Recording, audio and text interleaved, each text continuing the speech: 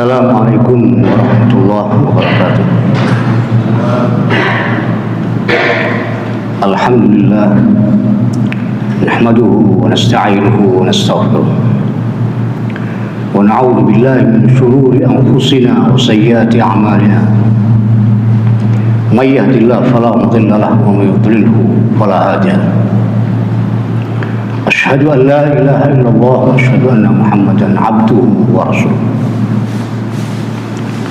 Qala Allah Ta'ala fi Kitabil Karim, a'udzu billahi minasy syaithanir rajim. Ya ayyuhalladzina amanu taqullaha haqqa tuqatih wa la tamutunna illa wa antum muslimun. Wa qala inil hukmu illa lillah. Jamaah yang dimuliakan oleh Allah Subhanahu wa taala. Tentu puji dan syukur kita hanya untuk Allah Subhanahu wa taala. Zat yang telah memberikan keberkahan kepada kita semua. Tanpa kudrah dan iradahnya, kita tidak akan mampu berbuat apapun. Mudah-mudahan hari ke hari kita semua semakin mendekat kepada Allah Subhanahu wa taala. Dan mudah-mudahan tentu tidak salah, bahkan baik kalau kita semua berharap dan berdoa kepada Allah Subhanahu wa taala agar kita nanti menangi Ramadan. Mudah-mudahan kita bisa beribadah bersama pada bulan yang mulia itu, insyaallah. Jamaah yang berbahagia, seperti biasanya, yaitu terkait dengan Nailul Maram. Dalam hal ini ayat hukum ke-13 dari surah An-Nisa, yaitu ayat yang ke-35.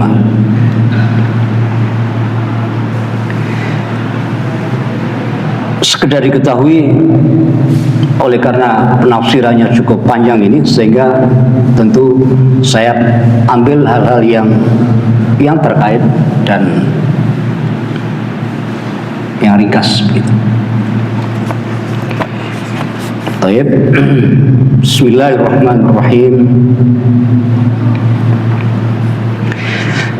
Al-ayatu tsalitsata asyrata, ayat yang ke-13. Jadi ayat hukum 13 dari surah An-Nisa ialah ayat yang ke-35. A'udzu billahi minasyaitonir rajim. Wa in khiftum, dan jika kamu takut,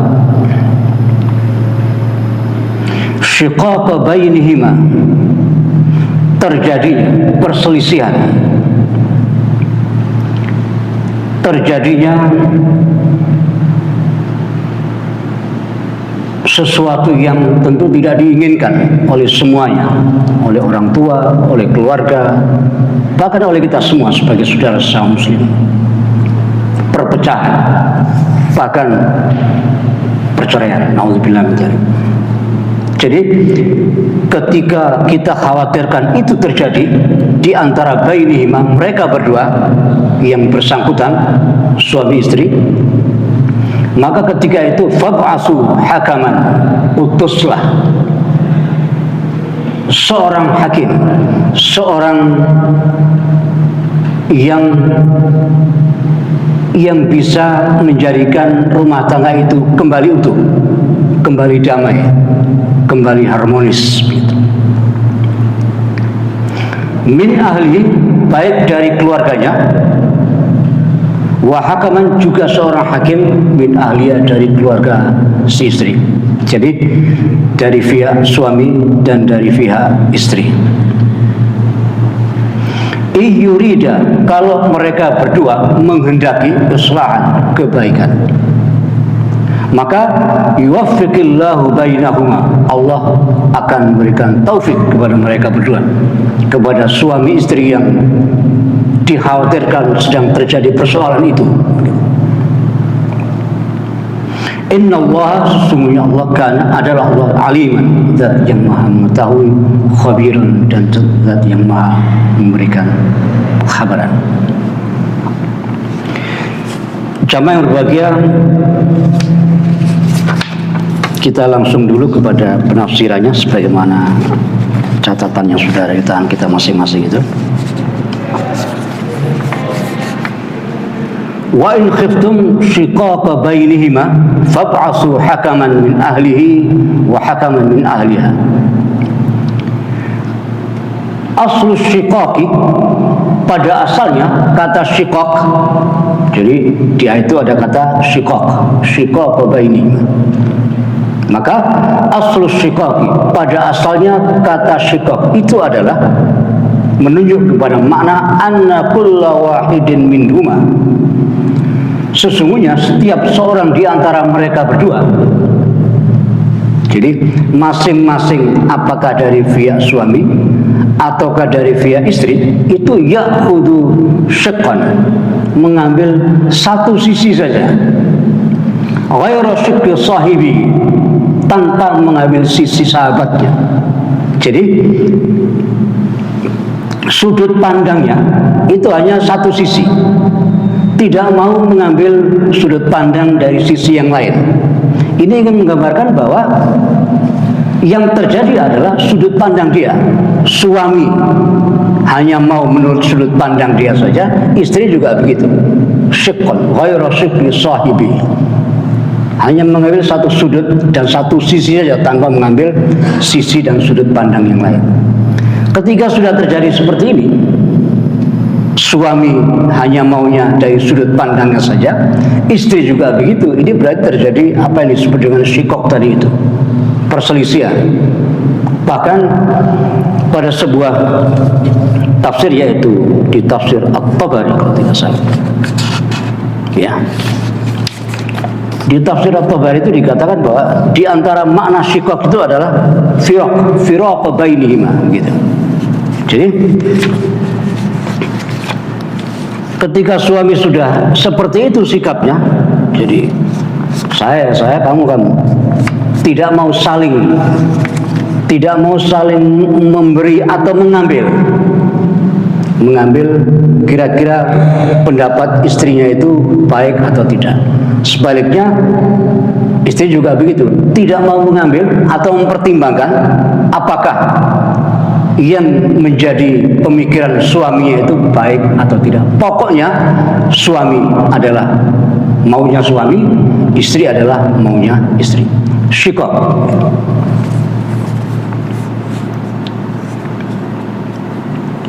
Jamaah yang berbahagia,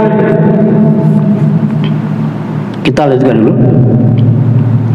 Wal khitabu, dan khitab ayat ini, jadi maksudnya tadi khiftum, kamu itu maksudnya. Jadi kalau kamu khawatir, kamu ini siapa, itu maksudnya. Jadi wal khitabu menurut ini adalah lil umara wal hukam, adalah ditujukan untuk umara dan hukam, hakim. Pokoknya kalau dalam istilah kita bisa kita artikan ya instansi pemerintah lah, dalam hal ini karena terkait dengan suami istri ya KUA lah kira-kira begitu, atau Departemen Agama gitulah kira-kira. Jamaah yang berbahagia, terkait dengan khitab ini ada yang membatasi. Jadi paling tidak ada 4 pendapat terkait khitab ini ditujukan kepada siapa ini kalimat khiftum di sini. Jadi yang pertama adalah seperti yang sudah disebut tadi, yaitu lil umara wal hukam tadi itu. Yang kedua adalah katanya ditujukan kepada zauj, kepada suami. Yang ketiga ditujukan kepada wali dari suami ataupun wali dari istri. Sementara pendapat yang keempat yaitu seluruh kaum muslimin yang memang sedang mengetahui persoalan suami istri itu. Jamaah yang berbahagia, itu berarti paling tidak yang bisa kita catat ada 4 pendapat berbeda terkait dengan khitab atau siapa yang dimaksud dengan khiftum di situ, gitu. Apakah umara tadi, katakan instansi pemerintah, gitu. Dalam hal ini adalah Departemen Agama atau Depak KUA wabil khusus begitu. Atau apakah hanya ditujukan kepada zauj suami, ataukah ditujukan kepada wali dari suami dan istri itu, ataukah kepada seluruh kaum muslimin, artinya mungkin tetangganya, kawannya, dan sebagainya yang dia mengetahui persoalan mereka ini, suami istri lagi ribut ini begitu. Jamaah yang berbahagia, terkait dengan persoalan ini tentu kita tidak bisa kemudian membatasi pada salah satunya. Artinya tentu tidak bisa misalnya seperti dikatakan tadi dalam catatan kita ini, bahwa katanya khitab ayat ini adalah lil umara wal hukam, itu artinya khitab ayat ini adalah ditujukan kepada tadi instansi dari itu. Nah, tentu kalau dibatas seperti ini, disebut salah satu dari 4 pendapat yang kita sampaikan tadi, tentu kita tidak bisa menerima. Karena apa? Karena kata khiftum yang tentu dalam bahasa kita tahu khiftum berarti kamu semua, antum gitu. Orang kedua jamak, orang kedua plural ya. Kata seperti itu tentu maksudnya adalah umum. Jamaah yang berbahagia, jangankan kata kedua jamak, kata kedua tunggal saja itu secara hukum, dalam ilmu hukum itu belum tentu menunjuk kepada orang itu gitu. Padahal itu orang kedua tunggal. Kita bisa buktikan misalnya dalam banyak dalil ya.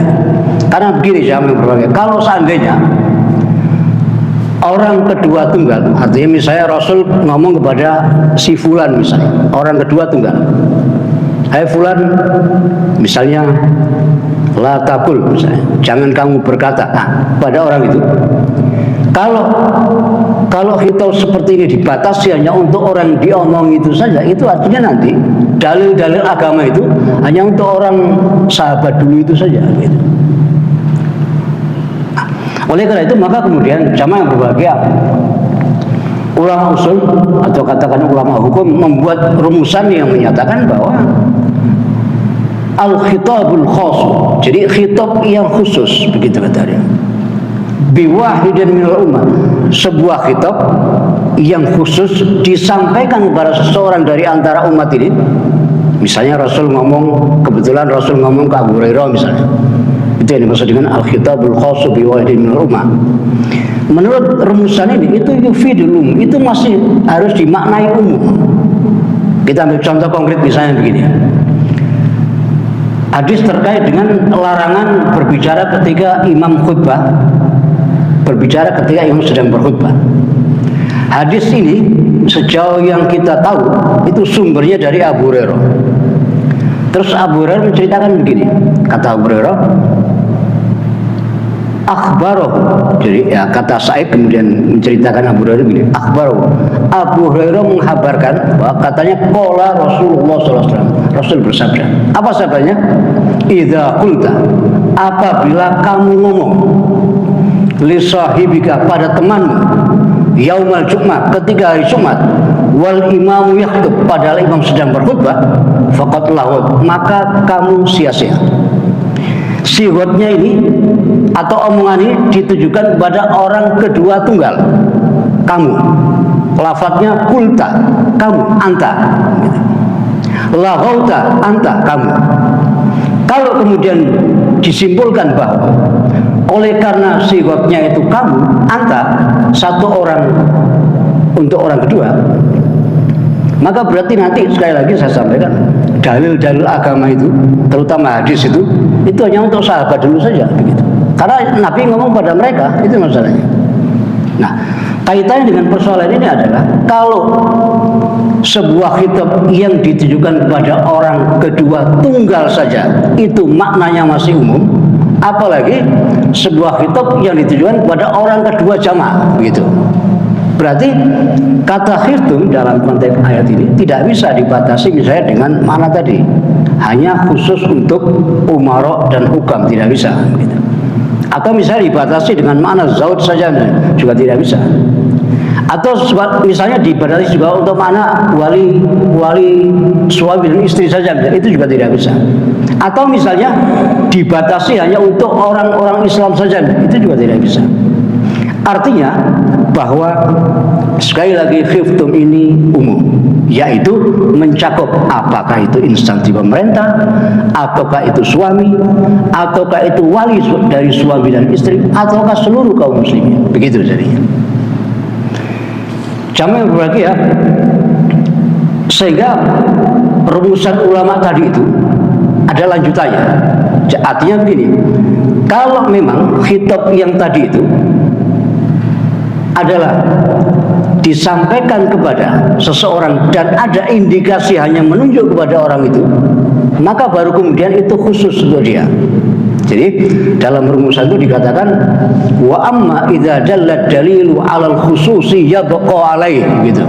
Tapi kalau kemudian ada indikasi atau katakan ada lafaz yang menunjuk bahwa omongan Rasul itu khusus untuk dia, maka memang yabqa alaihi. Artinya ketetapan itu hanya untuk dia, gitu. Contohnya misalnya, yaitu sebuah kasus di mana ada seorang sahabat Abu Burdah kalau tidak salah, itu kurban dengan anak. Anak itu anak kambing, sudah anak kambing betina lagi, gitu. Umur setahun kalau tidak salah. Nah kita tahu itu tidak boleh. Nah, begitu ada kabar bahwa Abu Burdah berkurban dengan seekor anak kambing betina, kemudian Rasul bersabda, kata Rasul, tujzi'uka, cukup untukmu, kamu seorang, berarti Abu Burdah gitu. Wala tujzi'u, dan tidak boleh ahadan, untuk seorang pun ba'daka sesudahmu. Nah ini jelas, kalimat ini berarti menunjuk bahwa sabda Rasul itu adalah khusus untuk Abu Burdah ini. Lafaznya jelas, tujzi'uka, hanya boleh untukmu, wala tujzi'uka, dan tidak boleh untuk selain ahadan, seorang pun sesudah. Jelas. Maka kemudian berarti hukum kurban dengan anak kambing, apalagi betina yang baru umur setahun, itu hanya boleh khusus untuk Abu Burdah tadi itu, begitu. Untuk yang lain kaum muslimin tidak boleh. Nah makanya tadi dikatakan dalam rumusan itu wa amma idza dalla dalilu al khusus yabqa alaihi. Jadi kalau ada dalil yang indikasinya menunjuk kepada khusus untuk seseorang, ya sudah terbatas untuk dia. Kembali kepada persoalan ini jamaah yang berbahagia, dalam hal ini sekali lagi kita tidak menemukan keterangan atau dalil yang membatasi pengertian khitabnya itu hanya kepada tadi umarok ataupun hukam, begitu. Nah tentu oleh karena itu maka tadi dikatakan berarti tetap kepada makna umum. Jadi apakah itu umarok ataukah suami ataukah walinya atau seluruh kaum muslimin, gitu. Karena begini jamaah yang berbahagia, kenapa ini menjadi penting hal seperti ini, gitu. Karena biasanya orang akan ya merasa masa bodoh, gitu. Apa urgensinya itu dibahas, begitu. Begini, jadi persoalan bahwa kemudian umum dikhususkan atau sebaliknya, ini persoalan hak Allah SWT.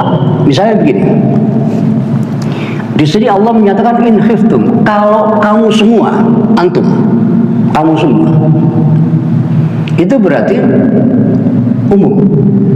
Kita tahu jamaah yang berbahagia, antum itu adalah jamaah. Jamaah itu minimal 3 sampai dengan tidak terbatas, gitu. Secara definitif yang namanya umum adalah sesuatu yang tidak terbatas. Jadi tidak ada batasan tertentu, walaupun kita tahu sesuatu yang terkait dengan kasus itu pasti ada jumlahnya, tapi secara umum yang namanya ketentuan umum itu sendiri tadi adalah sesuatu yang tidak terbatas. Jadi berarti kalau khiftum itu jama', yang banyak itu, yang jama' itu adalah minimal 3 dan tidak terbatas, berarti umum memang dia.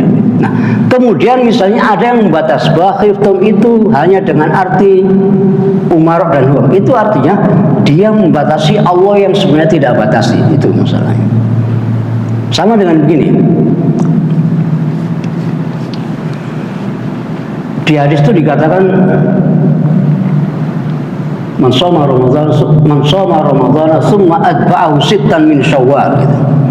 Fadzaka shiyamud dahr. Barang siapa sudah berpuasa Ramadan, kemudian dia iringi berpuasa selama 6 hari pada bulan Syawal, maka yang seperti itu adalah seperti berpuasa setahun.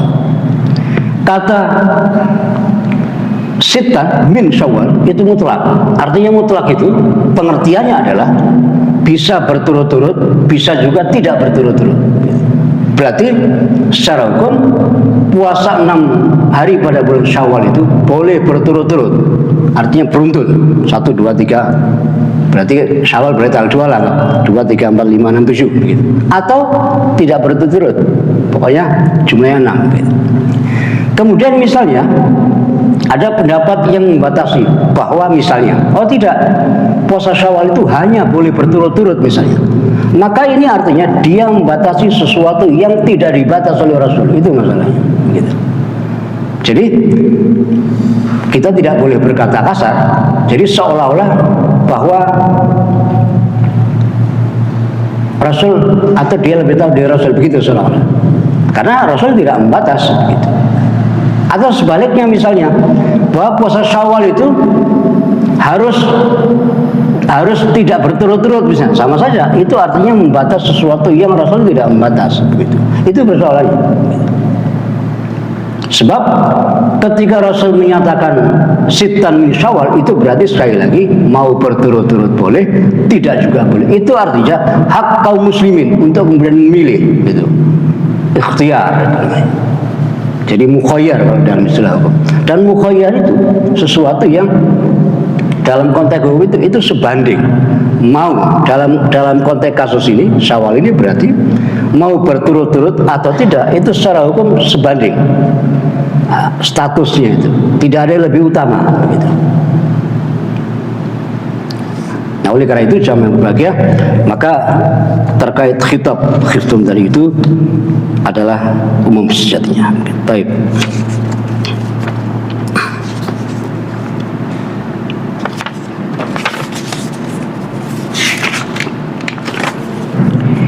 Wad-dhamir, dan dhamir fi qawli pada firmannya bainihima itu.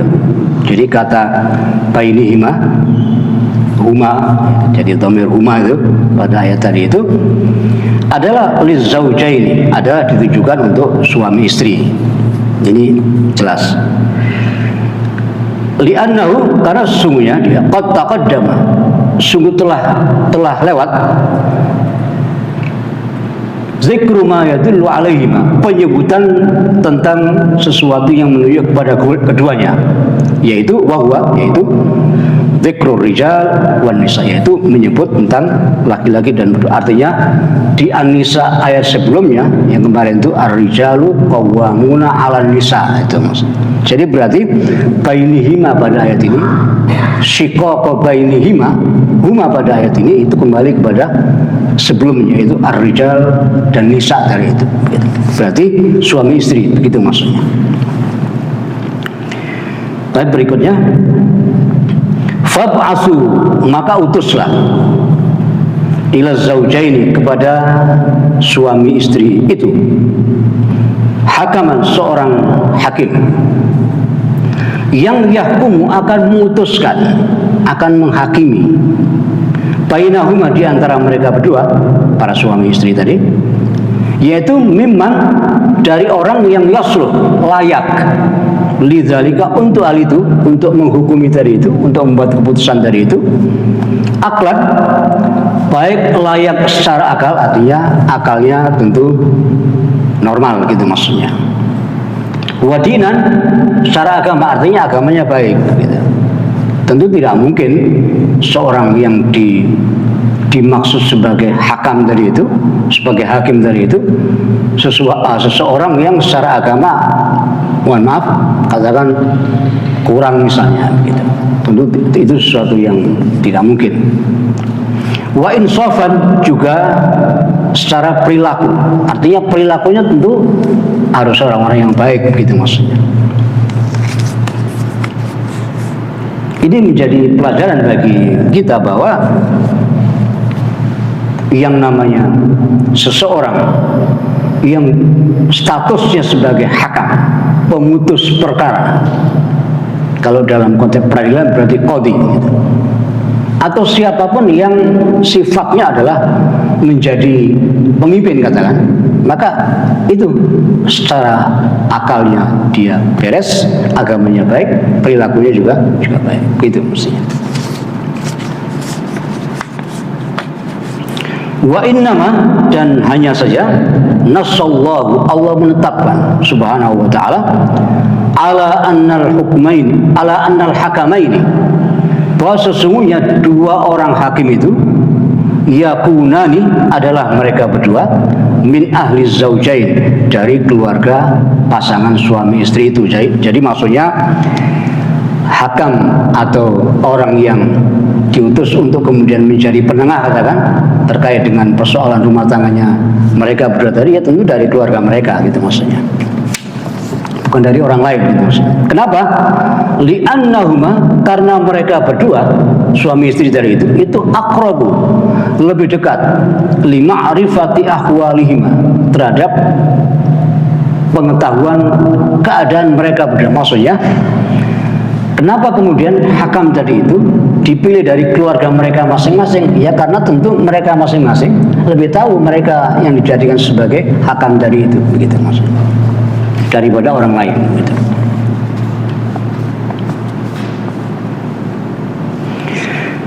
Wa yursyid, dan ditunjukkan dan menunjukkan ila hadza, kepada persoalan ini, qauluhu ta'ala, yaitu firman Allah Ta'ala sebagai berikut, iyurida, kalau mereka berdua menghendaki. Siapa mereka berdua itu? Ay al-hakaman, yaitu dua orang hakim. Islahan, kebaikan, baina zaujaini, di antara pasangan suami istri.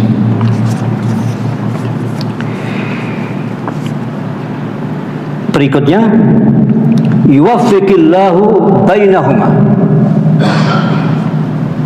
Allah memberi taufik kepada mereka berdua.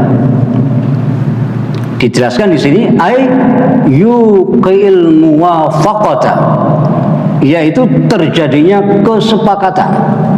Artinya Allah memberi taufik itu tadi adalah dalam bentuk kemudian suami istri tadi menemukan kesepakatan gitu, menemukan titik temu lah begitu namanya.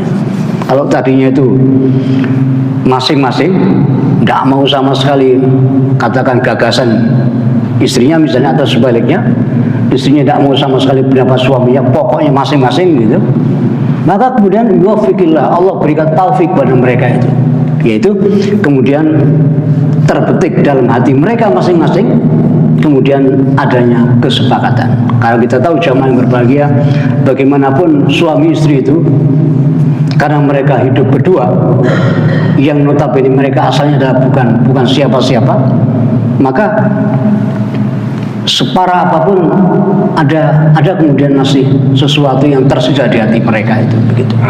Nah sehingga kalau kita lanjutkan jamaah yang berbahagia, a'udzubillah minal, misalnya ada suami istri yang bercerai misalnya, Allah beri kesempatan mereka untuk kemudian sampai 3 kali. Karena apa? Karena tadi mereka sudah berdua hidupnya itu. Nah sehingga qadarullah mereka kemudian berpisah, itu pasti masih ada itu setitik seberkas yang ada di hati mereka itu. Makanya kemudian diberi kesempatan untuk rujuk kembali. Qadarullah cerai lagi misalnya, Allah masih beri kesempatan itu. Karena tadi Allah Maha tahu hati mereka masih ada marah, begitu cerai ada. Di saat-saat tertentu kemudian mereka kehilangan, itu ada. Tapi kemudian kalau sudah 3 kali, maka itu menjadi batas terakhir. Itu menjadi pelajaran untuk ya untuk pasangan suami istri agar kemudian tidak gampang rujuk cerai. Karena nanti begitu ketiga tidak ada hak lagi mereka untuk kembali, meskipun hati mereka masih ada yang tersisa di antara mereka itu. Kenapa? Karena kalau mereka mau rujuk kembali, istrinya harus kawin dulu dengan orang lain. Dan mohon maaf, istrinya tadi harus kawin dulu dengan orang lain dan suami kedua itu mencampuri dia dulu, begitu. Baru kemudian kalau dicerai oleh suami kedua, dia bisa kembali kepada istrinya.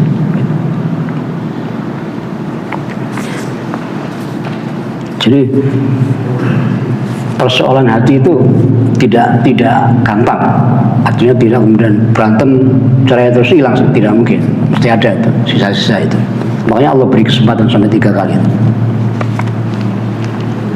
Jadi Allah beri taufik, yaitu kemudian timbul adanya kesepakatan, artinya mau menerima gagasan suaminya misalnya, atau sebaliknya si suami mau menerima gagasan istrinya, begitu.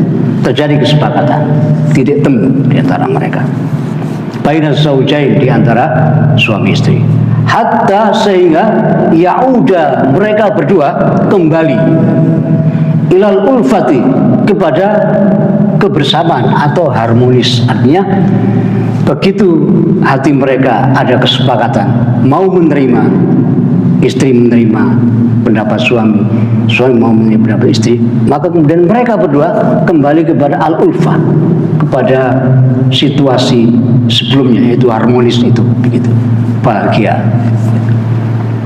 Wa husnul isyrati, dan baiknya pergaulan di antara mereka berdua itu, kembali ke baik.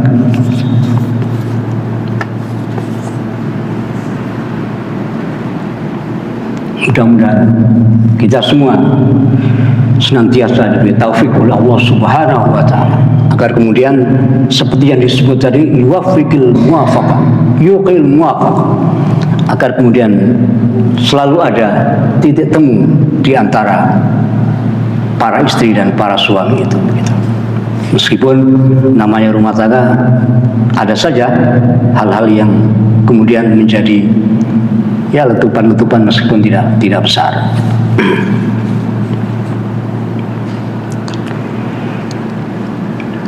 Wa ma'nal iradati, dan yang dimaksud dengan irada tadi dikatakan iyurida dari itu. Jadi yang dimaksud dengan arada, yuridu irada, menginginkan, tadi yurida islah tadi itu adalah khulusu niyatihima, keikhlasan niat keduanya. Artinya itu tergantung dari keikhlasan niat dari kedua hakam tadi itu, baik yang dari pihak suami ataupun dari pihak istri. Itu sangat berpengaruh keikhlasan mereka berdua itu, gitu. Ya kenapa? Karena mereka mau membereskan hidupnya si suami istri yang sedang ada masalah ini, gitu. Kalau kemudian si hakam itu tidak ikhlas, ya tentu berpengaruh, gitu. Maka tadi dikatakan orang yang diangkat sebagai hakam dari itu tentunya harus secara din dia baik, akalnya juga baik, dan insaf, perilakunya juga baik, gitu.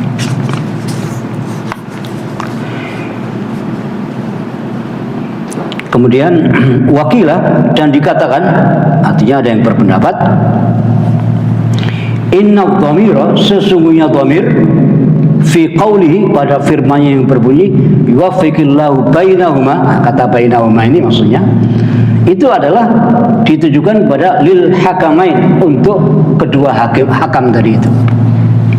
Ini menurut satu pendapat. Jadi kata bainahuma, yuwaffiqillahu bainahuma ini, itu katanya adalah ditujukan kepada dua hakam tadi. Kama fi qawli, sebagaimana firman-Nya iyurida islah tadi, kalau mereka berdua menghendaki islah, perbaikan. Wakilah, dan juga ada yang berpendapat atau dikatakan kilab dhamiraini, kedua dhamir itu, maksudnya bainahuma tadi itu, yuwaffiqillahu bainahuma itu adalah lizaujain, ditujukan untuk suami istri, gitu. Nah, ini jamaah yang berbahagia, ini kasusnya sama dengan khitab tadi, khiftum tadi itu. Kalau khiftum tadi ada yang berpendapat untuk tadi Umar dan Hukam, terus atau untuk suami, atau untuk wali dari suami istri, atau untuk seluruh kaum muslimin. Nah, ini terkait dengan dhamir bainahuma ini, itu juga ada yang menyatakan dhamir bainahuma pada lafaz yuwaffiqillah ini adalah ditujukan kepada hakam. Pendapat kedua ada yang menyatakan ini ditujukan kepada suami istri, begitu. Nah, jadi kasusnya sama, artinya gini, berarti kita tidak bisa misalnya membatasi pada salah satunya kecuali ada alasan atau katakan dalil lah. Jadi misalnya tidak bisa kita misalnya menyatakan bahwa kata bainahuma pada lafaz yuwaffiqillah itu adalah dengan arti hakam misalnya. Kalau dengan makna itu saja tentu tidak bisa, atau sebaliknya. Nah, maka jamaah yang berbahagia, dalam hal ini kalau lihat konteksnya, nah ini jadi atau siyak, misalnya siyakul kalam itu, karena kita tahu siyakul kalam itu juga menjadi istilahnya bisa menjadi qarina, katakan indikasi lah, yang menunjuk kepada makna sebuah nas gitu. Nah, dalam hal ini kalau kita lihat konteksnya, dhamir bainahuma pada lafaz yuwaffiqillah itu adalah lebih tepat dengan makna zaujain, yaitu suami istri tadi itu. Artinya yuwaffiqillahu bainahuma berarti Allah memberi taufik kepada mereka berdua, yaitu suami istri gitu. Sehingga mereka terjadi dari kesepakatan itu begitu.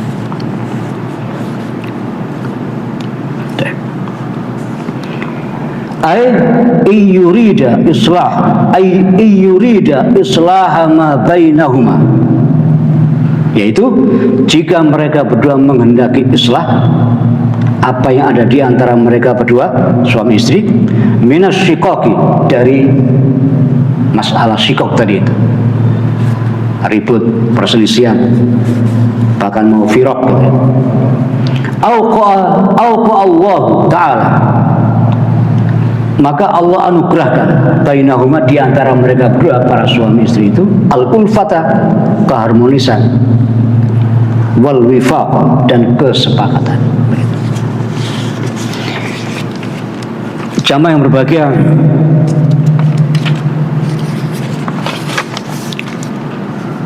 terkait dengan hakam ini ada satu lagi yang perlu disampaikan. Ada yang berpendapat bahwa hakam di sini itu sekedar katakan menyaksikan, artinya sekedar ingin tahu apa persoalannya, sekedar itu saja. Tapi ada juga yang berpendapat bahwa hakam di sini, baik dari pihak istri ataupun suami itu maksudnya adalah dengan pengertian qadhi. Artinya hakam ini apakah dari jalur suami atau dari istri tadi, itu berhak untuk memutuskan kelanjutan rumah tangga mereka itu. Nah, dalam konteks keindonesiaan tentu ini nanti bukan berhenti pada si hakam yang keluarga ini. Karena apa? Secara hukum yang berhak kemudian secara formal, legal formal istilahnya, memutuskan mereka itu harus berpisah, itu tentu negara. Dalam hal ini adalah ya katakan KUA lah, sudah gampangnya. Saya tidak mengerti pasnya itu apa istilahnya, begitu. Jadi keluarga baik dari pihak suami ataupun istri melihat persoalan mereka, kok dilihat ternyata parah ini misalnya. Artinya kalau ditakdir rumah tangga mereka dilanjutkan, ini bisa menjadi persoalan. Nauzubillah, bisa berbahaya misalnya. Maka hakam dari pihak suami ataupun istri ini bisa melaporkan ke katakan KUA lah, sudah kasarnya mungkin. Masalah mereka begini, mohon katakan pihak pengadilan atau KUA dipisahkan misalnya, begitu. Jadi tetap nanti yang punya kuasa untuk memutuskan rumah tangga mereka itu adalah negara, formalitasnya, supaya tidak terjadi sesuatu. Jamaah yang berbahagia, hakam dengan pengertian qadhi, artinya hakam tetapi punya fungsi memutuskan. Ini tentu bukan tanpa alasan. Alasannya adalah riwayat dari Ali. Ini dikeluarkan oleh Daruqutni, agak panjang ini. Saya baca sedikit.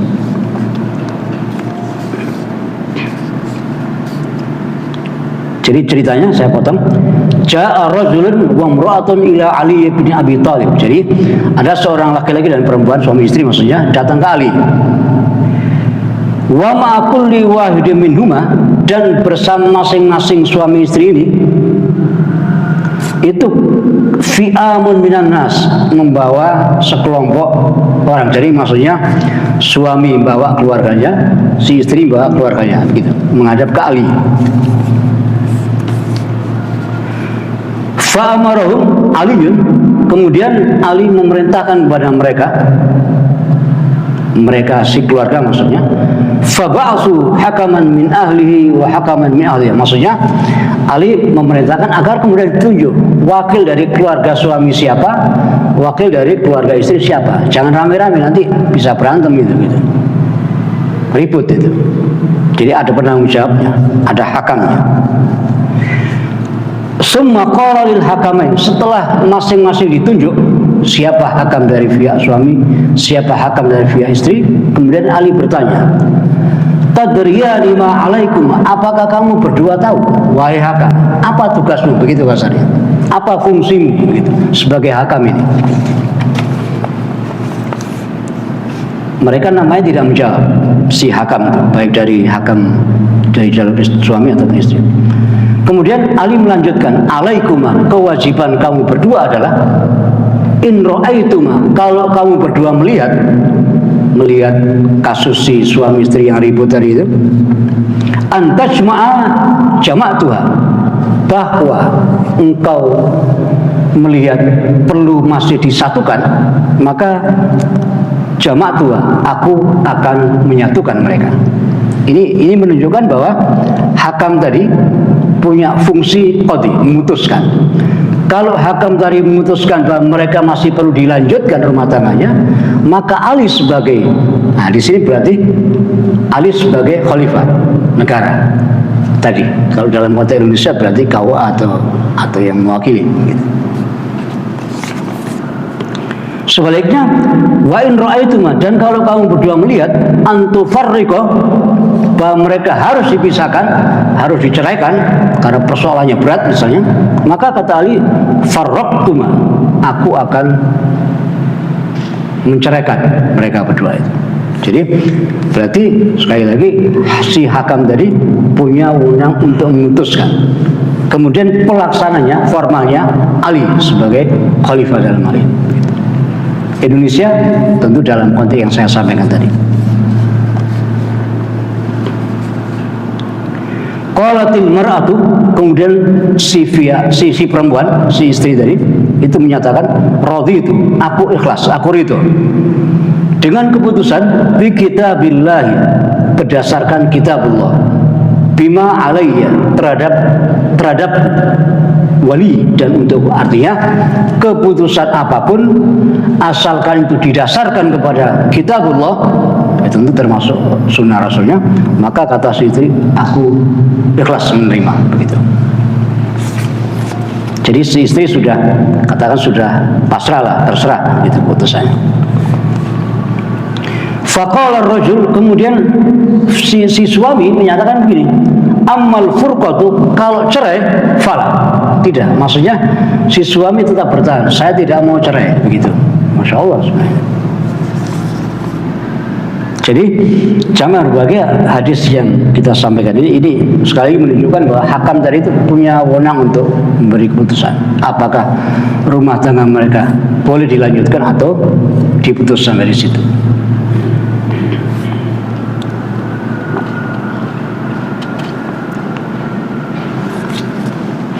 Ini tentu menjadi pelajaran jamaah yang berbahagia bahwa yang seringkali kita dengar misalnya, itu seringkali pihak perempuan itu ada semacam, katakan ya kalau untuk anak-anak kita atau bangsa Indonesia secara umum tidak gitu. Artinya hampir tidak ada lah perempuan-perempuan muslimah Indonesia ini yang terus malas nggak mau kawin misalnya, itu hampir tidak ada lah gitu. Tapi kan kasus itu ada saja. Jadi misalnya perempuan merasa takut menikah, karena Karena dia tidak tahu bahwa perempuan sebenarnya punya kekuatan, punya power gitu. Yang itu bisa digunakan untuk kemudian si suami tidak bisa berbuat apa-apa gitu. Dalam hal ini adalah yaitu khulu itu gitu. Jadi seringkali perempuan itu merasa ketakutan gitu. Jadi alhamdulillah misalnya suami berbuat sesuatu yang menyakitkan, misalnya apakah pokoknya menyakiti lah gitu. Terus si perempuan tidak tahu nih harus berbuat apa gitu. Ya tadi khulu dia. Kalau memang ternyata kemudian si suami sudah melampaui batasnya. Dan khulu itu sejatinya adalah menjadi ya tadi kekuatan pihak perempuan. Kalau perempuan punya kekuatan untuk itu, meskipun tidak langsung. Kan kalau laki langsung, kamu saya cerai langsung begitu. Tapi kalau perempuan ada proses, jadi melaporkan ke KUA, kemudian KUA nanti yang akan memutuskan khulu itu. Gitu. Nah oleh karena itu, jamaah yang berbahagia, maka pernah saya sampaikan pada pertemuan yang lalu bahwa istilah-istilah ini menjadi sesuatu yang penting. Karena kita tahu mustalahat atau idiomatik istilahnya itu kan memberi gambaran akan sesuatu begitu.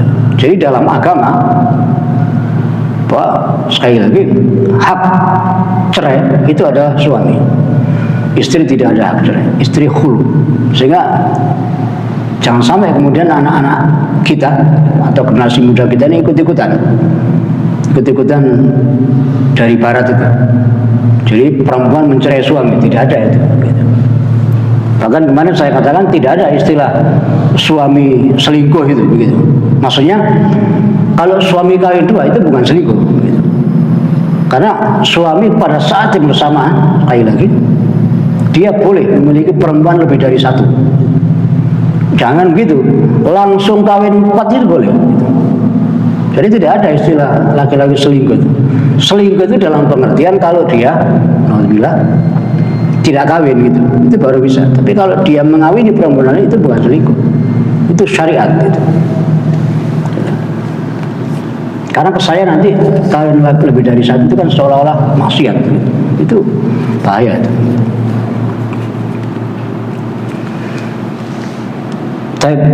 Jam yang berbahagia, mudah-mudahan bermanfaat. Waalaikumsalam warahmatullahi wabarakatuh. Silakan.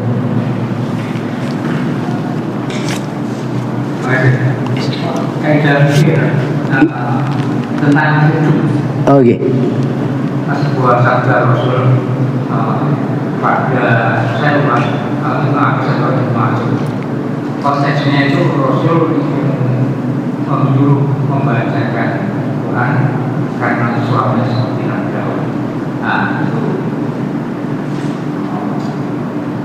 karena saya lupa apa. Oke. Dalam konteks itu orang kedua tunggal atau jamaah dan itu masuk hadis atau tarik. Oh gitu. Jadi kalau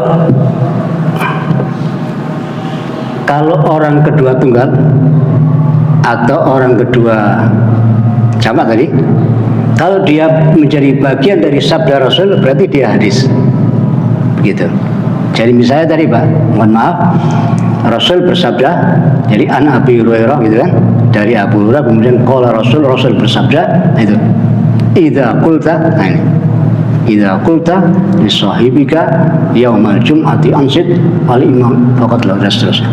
Nah ini secara eksplisit hadis itu ikut tamu.